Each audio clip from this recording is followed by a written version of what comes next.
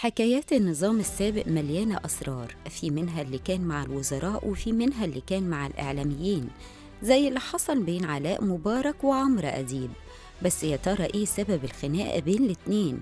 وليه عمرو أديب هدد علاء مبارك؟ كل ده وأكتر هنعرفه في 3 دقايق. عمرو أديب معروف عنه إنه إعلامي كبير ودايما بيقدم برامج بتعمل تفاعل مع الناس كبير. مش بس كده، ده بيتكلم في حاجات كتير بالبرنامج بتاعه بتعلق مع الناس، لأنه بيتكلم في السياسة والاقتصاد والمشاكل الاجتماعية. المهم إن عمرو اشتغل في فترة نظام مبارك، وكان بيقدم برنامج هو وأحمد موسى اسمه القاهرة اليوم في مدينة الإنتاج الإعلامي، وكان البرنامج ده بيشتغل يوم و10 لأ، وده لأن كانت المية والكهرباء بتتقطع عليهم. بس إيه علاقة المشكلة دي بالخناقة اللي كانت بين عمرو أديب وعلاء مبارك؟ علاء مبارك في الفترة اللي فاتت دي نشر فيديو على صفحته على تويتر وكتب عليه بدون تعليق، والفيديو ده كان بيقارن بين فترة عمل عمرو أديب في فترة نظام الرئيس السابق حسني مبارك وبين فترة عمله دلوقتي.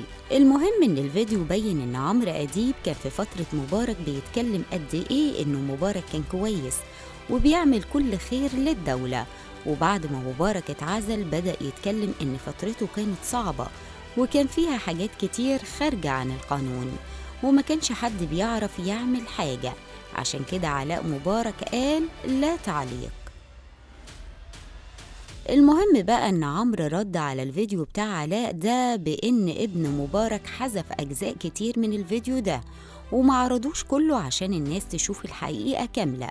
ومش بس كده، ده هدد علاء مبارك بإنه هيقول عن الفساد اللي حصل في الفترة اللي كانت قبل ما يعزل مبارك على طول، وقد إيه إن هو وجمال كانوا عايزين يضيعوا البلد ويخلوها خربانة. كمان عمرو قال لعلاء إنه ما بيخافش من حد وبيقول كل اللي هو عايزه لأي حد في أي وقت.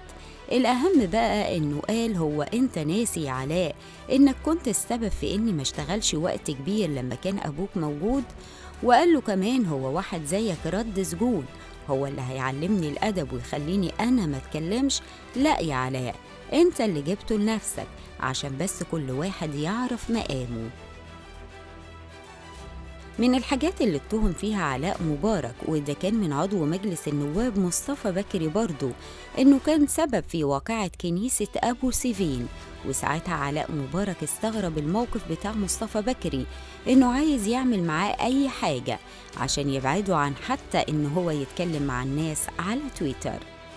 كمان قال لمصطفى أنا لا بدافع عن حد ولا لي علاقة بحاجة. ولما مصطفى بكري قال له أنا بحب أبوك ومش هنسالك، إنك جيت أنت وجمال عزا والدتي وأنا برضو جيت عزا والدكم.